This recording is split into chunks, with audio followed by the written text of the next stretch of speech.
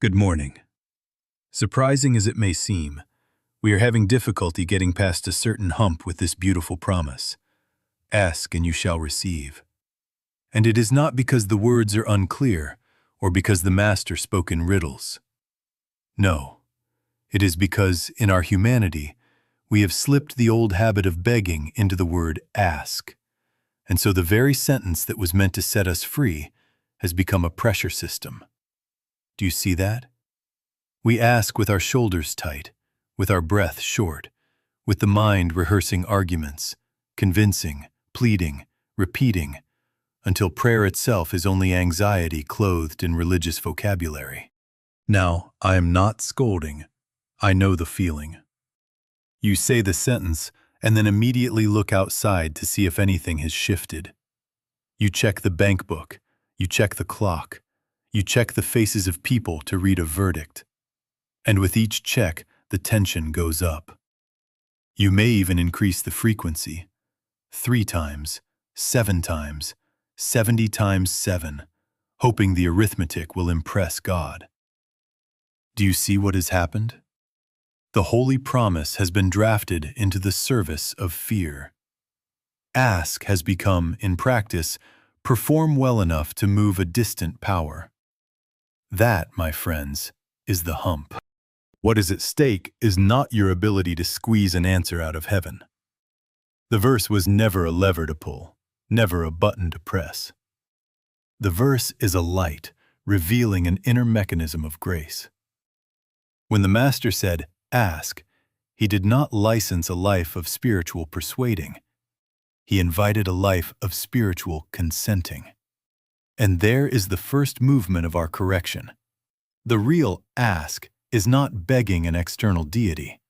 It is the inner act of consenting to God to be God as your very being, and then waiting in stillness for grace to register. Do you follow that? Consent first, then stillness. Not hurry, not strain. If the word ask in you produces strain, that is your bell. It is telling you, I am trying to manage outcomes. I am trying to use prayer as manipulation. In that moment we can stop, right there in the train, in the office, in the kitchen, and we can turn inwardly and say, I am a willing instrument. I am willing to be still and let you be God. And then we wait. We do not seize, we do not clutch. We wait for that inner relief which is the first form of receiving before any outward form appears. Now, the aim of our time together is not to collect a brighter interpretation to store on a shelf. Frankly, I can't do it for you, nor can the writings or the recordings do it for you. The sentence works only as it becomes your embodied procedure. Today, we begin to make that shift, from asking with our nerves to asking with consent, from producing to resting, from hunting results to letting grace move as right action through us. If you will travel that short distance within, the hump dissolves, and the promise stands true. Do you see that? Now let us make a very necessary pivot. As long as a verse remains a sentence in a book, or a slogan traveling around the mind, it has no more power than literature. It may be lovely literature. It may be noble, inspiring, even tear-producing. But do you see that until it becomes the way you breathe within, the way you turn, the way you actually consent and are still, it lies there as a framed motto on the wall. The Master did not hand us poetry to decorate our shelves. He handed us a way to live. He handed us an interior procedure. And so the promise, ask and you shall receive, works only in the degree that it ceases to be a phrase we can quote and becomes a movement we perform, consciously, repeatedly, until it is the most natural response of our being. Do you follow that? Receiving is not a lucky event tossed to the deserving because they pleaded well. Receiving is a change of consciousness. Receiving is grace registering where strain used to be. It is not something added to you from outside. It is the dawning of what already is. The Master's words are instructions. Turn within. Consent. Be still. Allow grace to announce itself as peace. And only then permit whatever words or silences, whatever actions or abstentions, to arise through you. This is procedure, not persuasion. This is law, not lottery. When you understand it this way, you stop counting how many times you have said the magic words, and you begin noticing whether the atmosphere has altered, whether that inner hush, that release, that yes or no has actually moved in your midst. Do you see the difference? We must, therefore, expose the trap in which so much religious and metaphysical effort gets caught. We take statements, we take affirmations, we take beautiful sentences, and we load them like bullets into the gun of personal will and fire away at circumstances. And we call that prayer. That is the metaphysical platitude business. Nothing has changed underneath. The consciousness remains lack, fear, separation. And over that we paste, I am supplied, as if adhesive words could hold a cracked wall. No, the words themselves have no agency apart from the consciousness from which they spring. The only thing that heals is grace recognized, and grace is recognized where personal will has ceased to argue and has learned to be still. I can of my own self do nothing. Father, thou doest the works. Not a performance, a recognition. So I am going to keep saying this, and I am going to say it until it becomes the air you breathe. Do not use Scripture to decorate thought. Use it to direct practice. The moment a verse rises, do not reach for repetition as if it were a charm. Reach for the act. Turn within. Whisper, if you like, I am willing to be an instrument. Let thy grace be the sufficiency. And then do the most radical thing a human mind can do. Be quiet. Wait for the registration. If the registration is peace, remain in it until movement begins. If there is no peace yet, remain until the noise settles. Even 3 minutes, 5 minutes, several times a day will begin to change the climate in which you live. These are simple things. Yes, simple. But simplicity must be heard and practiced until it becomes atmosphere, until the verse is not on your tongue, but in your bones. Then, and only then, the words live. Then the promise is no longer literature. It is life. Do you see that? Now we cannot go a step further unless we lay down, and lay down with finality, the revelation under the words. God is individual being. God is your being. God is my being. Not a distant giver to be persuaded, not a celestial banker releasing funds if the prayer is eloquent, but the very life of your life, the consciousness that is conscious as you. Do you see that? Until this registers, ask will always be a reaching over there, and reaching over there is separation. Separation is the ache behind all begging. The entire begging model rests on a picture. Here am I with a need. There is God with supply. 2. And 2 is the grief of prayer. The moment you start from 2, you have introduced fear and bargaining. But the Master did not teach 2. I and the Father are one. All that the Father hath is mine. 1. Not poetic one, not philosophical one, living oneness as the fact of being. God is individual being.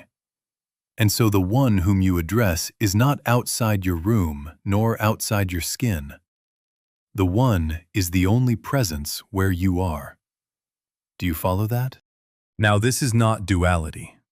This is not reaching to a higher, better part of you, as if you have a ladder inside and can climb to God. This is merely a human form of turning within to acknowledge what already and always is. Presence as your very being. The place whereon you stand is holy ground because being is present as you. Hence, ask can never again imply getting someone to move. It means permitting the already moving life of God to be recognized and allowed. Make it very concrete. Guidance is not in the bank book. It is not on the calendar of conditions. The bank book can only report what yesterday believed. The calendar can only tell you what hours sit in a grid. But the impulse of right action, the yes or the no that is timely and sufficient, is in your interior being. Turn there. Father, is this for us now? And then wait. The answer will not be an argument.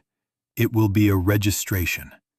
Peace, a loosening, a rightness, followed, if needed, by a word or a step. Do you see that? Feel how the posture changes.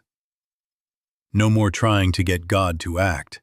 Rather, consenting to the fact that God is the only activity, and then being still until that activity is felt. I can of my own self do nothing. Father, Thou doest the works. In that awareness, the will relaxes, the breath lengthens, the hurry dissolves. Asking becomes yielding. Receiving becomes recognizing. Action becomes flow-through, not grasped by. And the promise stands fulfilled in the only way it can be, as oneness revealing itself where you are. Now, with that foundation under our feet, let us translate the word itself. What is the ask? It is consent. It is the interior willingness that says, I am willing to be still and let you be God. Not a request shot into the sky, not a telegram to a distant throne, not a leveraging of sacred promises. Consent. Do you see that? The ask is the end of argument. It is the end of trying to make life do our bidding. It is the opening of the hand that has been clutching outcomes and a turning within to acknowledge the only activity there is. Grace. Not informing God. Omniscience needs no bulletin. Not persuading God. Love requires no bribe. Not bargaining with God. Life is not your contract negotiator. But this, yielding the personal will that insists upon a timetable, a shape, a how, and a when. I can of my own self do nothing. Father, Thou doest the works. This is the ask. It is not the thin edge of manipulation. It is the end of manipulation. It is not a tool to move conditions. It is the willingness to be moved by the only presence. Do you follow that? In that instant of consent, an identity shift begins. You are no longer the person who must get, keep, amass, and defend. You are the instrument through which grace flows. Nothing must come to me. It must flow through me. The moment you place yourself as a getter, you place God as a giver outside, and you have created two. And two is the birthplace of fear. But when you accept, in quiet humility, God is my being, God is the life of me, God is the law of my affairs, then the whole ground changes. You are not drawing something in, you are letting what is already the fabric of being reveal itself as sufficiency, as wisdom, as right action. Do you see that? Why does repeated anxious asking fail? Because it repeats, silently, the creed of separation.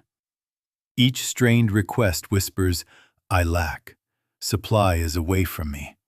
If I say it again, maybe it will come in." That is a confession of absence, and absence has no reality in God. Every such plea tightens the very knot it hopes to loose. The mind becomes a drumbeat of need, and need cannot register grace. Grace registers where will has yielded, and the atmosphere softens into trust. So practice this. Simple, direct, enough. Father, I consent to thy government here. Let thy grace be the sufficiency in this moment. Then add, if you like, I am a willing instrument. Be the only activity of my consciousness. And stop there. Do not fall back into persuading. This is not duality. This is merely the human way of turning within and acknowledging what already is. In that consent, the inner climate changes. The urge to grasp subsides. And when movement comes, it will not come from you, but through you, as rightness, as peace becoming step, as love becoming deed. Now comes the movement that makes receiving possible. Consent, and then stillness. Not consent and then a new round of managing. Not consent and then planning how grace should arrive. Consent and then stillness. Do you see that? Because the deepest help, the actual activity of the Christ, registers where words have grown quiet and thought has stopped placing orders. The greatest achievements have come when there have been no words and no thoughts. Why? Because then there is nothing left in us to steer or to grasp. I can of my own self do nothing. Father, thou doest the works.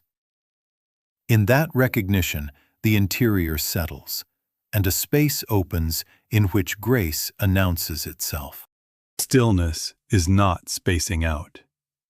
It is not nap time for a tired mind, and it is not waiting in fear, peeking at the clock to see if God is late. Stillness is resting in the recognition of presence until the inner pressure dissolves. You may sit, you may stand, you may pause at a sink with water running. Place is not the point. The point is the cessation of argument and the soft awareness. God is individual being, my very being, present here. Remain there, gently, without trying to accomplish a mood. Let the shoulders fall of their own accord. Let the breath find its own length. And let the fact of presence be enough for now. How do you know receiving has begun? Not necessarily by a door swinging open in the outer scene.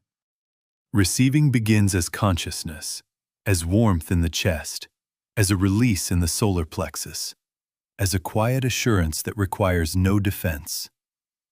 At times it is a gentle impulse, a yes or a no so natural you would have missed it if you were busy counting prayers.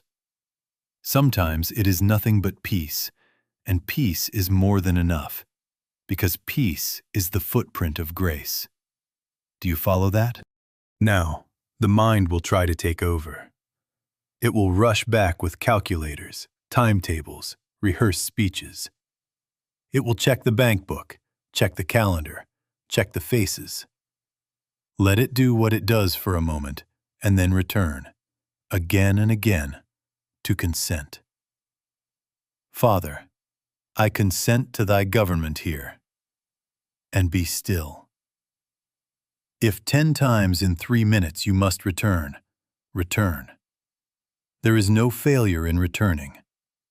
Each return weakens the old habit and strengthens the atmosphere in which grace registers. Make it simple and time-bound, so the mind cannot turn it into an ordeal. 3 to 5 minutes, several times a day, do nothing but turn within and be available. Begin with, I am a willing instrument. Let thy grace be the sufficiency. Then stop. No formulas, no visualizations, no attempts to feel holy. Sit in the ordinary and wait in quiet. When warmth or release comes, when the hush settles, remain until it ripens into either silence or a small, clear impulse. Then rise and let the day proceed. Not carrying something to get, but letting something flow through. This is receiving without strain. This is stillness as the place where grace registers. Do you see that? Now let us bring this to the place where most of our anxiety hides, so-called lack. If you think you are meeting a condition, you will go out and wrestle with people, numbers, clocks, and doors, and you will grow tired. But if you understand that what presents itself as lack is a belief, a suggestion, an appearance accepted as power, you will move the battleground to the only arena where victory is possible, within your own consciousness. Do you see that? You haven't got a shortage to fix.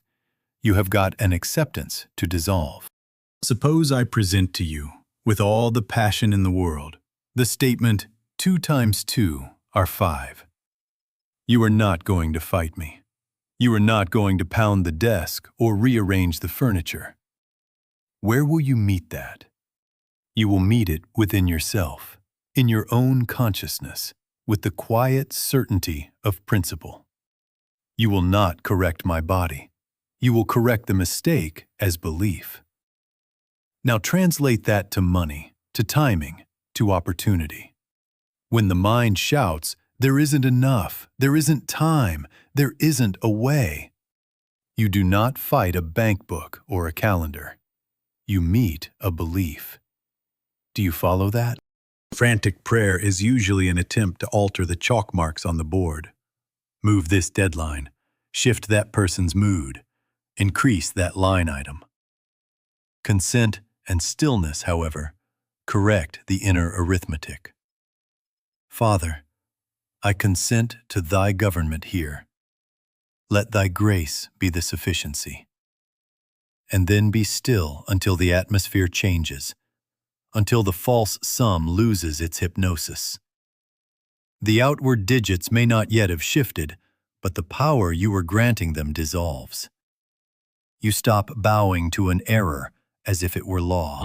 Not laws of economy, not laws of time, not laws of other people's decisions, not laws of markets, climates, or committees, not personal cleverness or lack thereof, not heredity, not geography. Only God is law. Only grace is activity. God is individual being. God is your being. God is my being.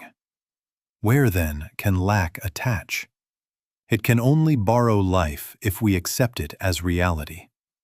Withdraw that acceptance in the silence, and you will feel the weight lift before any memo is typed. So when the bill stares at you, when the clock seems cruel, do not run to fix the world. Turn within. I can of my own self do nothing. Father, thou doest the works.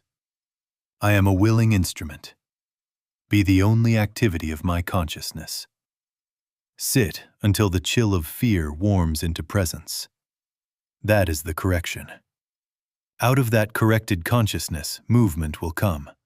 Perhaps a yes, perhaps a no, perhaps an unforeseen avenue. But it will not be your frantic making. It will be grace revealing itself. Ask and you shall receive is one action seen from 2 sides. The asking is the inner turning that dissolves false law. The receiving is the natural visibility of what remains when the false sums have been erased. Not 2 steps with a distance between them, but one grace event. Consent and stillness within, rightful form without. Do you see that? Now let us bring it right into the kitchen table. the inbox, the checkout line, the calendar square that looks impossible. This promise is not a monastery verse. It is a street verse. The test usually appears as, I can't afford it. There isn't time. If I don't say yes now, the door will shut. And when that surge comes, you will notice the body leans forward, the breath gets tight, the mind begins to calculate and bargain. That is your bell. Right there is where the verse either remains poetry or becomes procedure. Here is the replacement for anxious asking. Turn within, right there, before you answer, before you press send, before you take out the card, and say quietly, Father, is this for us right now? Then be still. Do not force an answer. Do not whisper the question 7 times to pry open a door. Ask once. Consent to God as the only activity, and wait. I can of my own self do nothing. Father, thou doest the works. If 3 minutes are all you have, give 3 minutes to presence instead of 3 hours to worry. Do you see that? Now, how does the answer come? Rarely as a trumpet, more often as a registration in consciousness. A yes feels like a simple rightness, an unforced opening. Breath widens, the shoulders drop, and there is a natural step in view, not 10 steps, just one. A no feels like a gentle hand on the chest, a quiet, not now. A settling that holds you back without fear.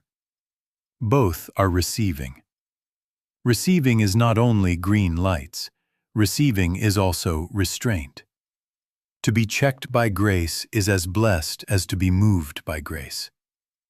Do you follow that? We must guard against the old trick of appetite, dressing up as faith. This is not, God will pay for my impulsiveness, not license to charge and then chant. That is presumption, and presumption is only fear in a costume. Appetite is urgent, hot, dramatic, already composing the justification. Grace is quiet, unhurried, without bargaining. Appetite insists on a shape and a time. Grace is content to say yes or no, or wait and remain peace either way. This is not duality. This is merely turning within and proving that God as your very being governs, not your craving. What happens after stillness? The next human step appears without strain. It may be a phone call you had not considered, made in serenity instead of panic. It may be an idea that simplifies the entire matter. It may be a cancellation that frees the very time you lacked. It may be the impulse to decline politely now and revisit later. It may be to do nothing today. And sometimes, yes, funds arrive, doors open, opportunities align. But they do so as the visibility of an inner rightness, not as trophies of personal force. The movement does not come to you, it flows through you. So when the statement rises, I can't afford it, translate it on the spot. Is this for us right now? If the answer is no, or wait, you have lost nothing. You have received protection. If the answer is yes, proceed in the same peace that gave the yes. Let one step appear, then another. Stop checking the faces, the clock, the balance as if they were gods. Check only the atmosphere within. Replace anxious asking with the inner question and the willingness to wait for the yes/no of grace, and you will discover that timing, money, and decision are not masters over you. God is individual being. God is your being. Let that being govern, and watch anxiety lose its throne. Do you see that? Now there is another arena in which this must be proved, and proved with tenderness, because love is involved. When someone comes to you with their need, health, fear, relationship tangles, money, despair, instantly the old role wants to rise up, the helper personality, the fixer, the counselor armed with verses and good intentions. Be careful. The moment you become the fixer, you have accepted a selfhood apart from God, and you have offered yourself as a substitute deity. Do you see that? A man or a woman sins when they leave another believing they need them. No one needs me. No one needs you. We all need the activity of the Christ realized in consciousness. Otherwise, we build altars to personalities and keep the beggar mentality alive under religious paint. So what is our right service? It is not to advise, not to diagnose, not to argue their symptoms, their spouse, their employer, not to take a side and then mentally wrestle a condition. It is to say, with simplicity and with love, let us go to God together, and mean exactly that. Not two people sending up a louder plea. Rather, two people consenting to the one presence, turning within and becoming still until grace registers. This is not duality. This is merely a human form of turning within and acknowledging that God is individual being. God is your being. God is my being. Therefore, the help is not coming to us from over there. It rises from within as the activity of the Christ. How do we do it? Very simply. Invite them to be quiet with you, even for 2 or 3 minutes. No speeches, no pep talk, no spiritual arithmetic. Just this interior word. Father, we consent to thy government here. Let thy grace be the sufficiency unto this situation. Then silence. I can of my own self do nothing. Father, thou doest the works. Remain until the atmosphere changes, until peace touches both of you. Do you follow that? If words rise after the peace, let them be few and tender. If no words rise, let the silence do the work. The greatest achievements have come when there have been no words and no thoughts. Notice what this preserves. It preserves their dignity, because you have not made them a case to be fixed. You have recognized them as the place whereon holy ground is. It preserves their freedom, because you have not become their pipeline. You have pointed them to their own interior fountain. It preserves your integrity, because you have not assumed a power you do not possess. You have remained an instrument through which grace may flow. And it preserves the teaching, because it refuses dependency. If I go not away, the Comforter will not come to you. Do you see that? At times they will want to clasp your hand and say, "You healed me." Gently correct that. No, dear, grace revealed itself. We turned, we consented, and God, as your very being, announced sufficiency.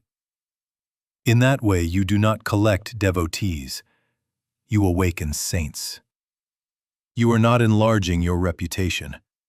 You are enlarging their trust in God as being. And when next a need arises, they will know the way home, not to your doorway, but to their own interior sanctuary. That is service without ego. That is love refusing to enslave. That is, ask and you shall receive, practiced as 2 or 3 gathered, not to beg, but to consent and be still until the one activity moves as right action. Do you see that? Now there is a subtler temptation we must face, and it will come to the most earnest among us. It is the temptation to turn a teaching into a crutch. This book, that teacher, this recording, that membership, as if any of these held your supply or your guidance. Do you see that? The begging posture changes clothes and appears as devotion to a method. We stop begging a distant God and begin begging a favored channel. We make a shrine out of a procedure, and we say, if I can just get to that person, if I can just listen to that talk again, if I can just renew that subscription. That is merely a refined form of the same separation. Two again. Here am I, there is my source. Over there, in the teacher, in the group, in the technique. And two is the grief of prayer. Do you follow that? Frankly, I can't do it for you, nor can the writings or the recordings do it for you.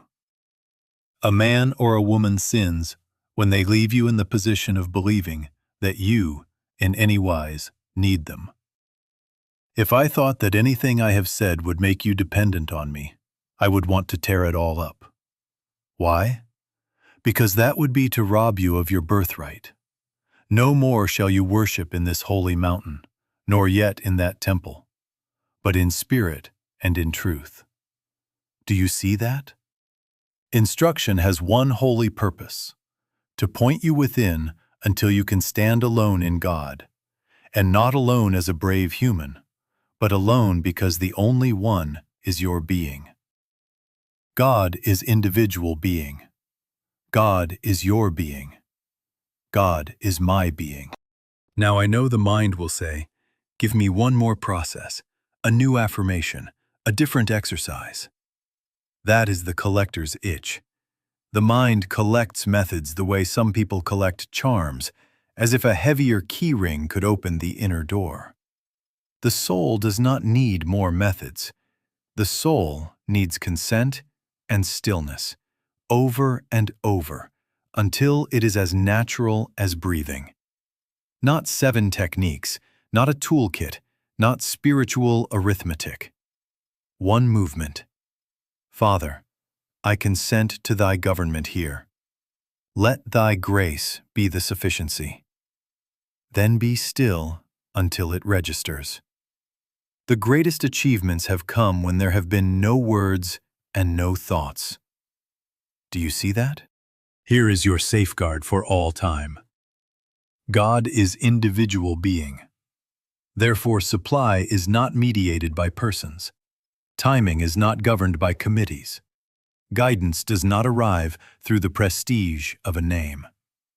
It may appear through a talk, a page, a friend, yes, but it comes from within as the activity of the Christ, and takes whatever outward form is handy. The minute you say, I must have that teacher, you have crafted an idol. The minute you say, I can't unless I join that, you have placed a veil between yourself and your own being. This is not duality. This is merely turning within to prove that the place whereon you stand is holy ground. So let us keep the integrity of the path. Use a talk to be turned within, then turn off the talk. Use a sentence to open consent, then drop the sentence. Sit down quietly today and say, I am a willing instrument. Be the only activity of my consciousness. Wait until peace registers.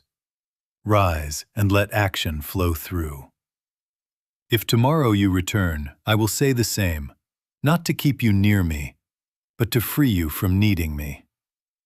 Any teaching that does not free you into direct inner reliance on God as being becomes another form of begging. Let it set you free. Do you see that?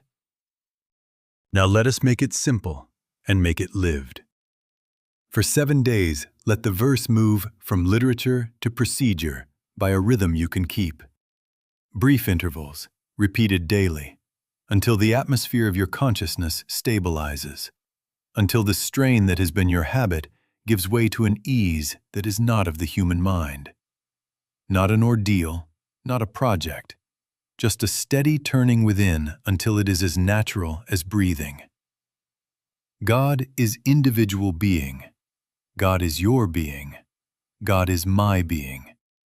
Do you see that? Each morning, before the world begins to speak, take your first word from within. Sit at the bedside or in a chair and declare inwardly, softly, God is my being. I consent to thy government here. I am willing to be still and let you be God. Then be still for 2 or 3 minutes. No petitions, no programs, no rehearsed needs. Consent and stillness. I can of my own self do nothing. Father, thou doest the works. Let that recognition settle. If nothing more than a gentle quiet comes, that is receiving. Midday, return. 3 to 5 minutes, once before your meal and once again in the afternoon. Turn within and say, let thy grace be the sufficiency in this moment. I am a willing instrument. Then drop the words. No outlining of problems, no bargaining, no promising to be better if something will change. Merely be available until there is the smallest registration, peace, a loosening in the chest, a settling in the breath. The greatest achievements have come when there have been no words and no thoughts. Do you follow that? At the very point where decisions arise, emails, purchases, invitations, doors that seem to shut or open too fast, replace anxiety with the inner question. Ask once, Father, is this for us right now? Wait a minute or 3 for the yes or the no to announce itself as a simple rightness or a gentle check. Then take the one step given, not 10. If no is the registration, honor it without fear. Restraint is also receiving. If yes comes, proceed in the same peace that gave the yes. Action does not come to you. It flows through you. In the evening, release the day. Sit again and let every event be gathered into this prayer. Nothing must come to me. It must flow through me. I bless what came and what did not come, as opportunity to consent and be still. Lay down any self-condemnation. This is not scorekeeping. This is turning within. I can of my own self do nothing. Across 7 days you will notice little shifts. On day 1 or 2, it may feel mechanical. Fine, do it anyway. By the middle days, you may sense a soft strength, as if an inner government is finally assumed. By day 7, decisions will be simpler, not because the world has changed, but because you are no longer begging it to. Universal beliefs will return, and you will return, again, to consent and stillness. That is the practice, not desperate asking, but embodied reliance. Ask and you shall receive is not a formula for getting. It is the way into the stillness where grace is already present and can be lived. Do you see that?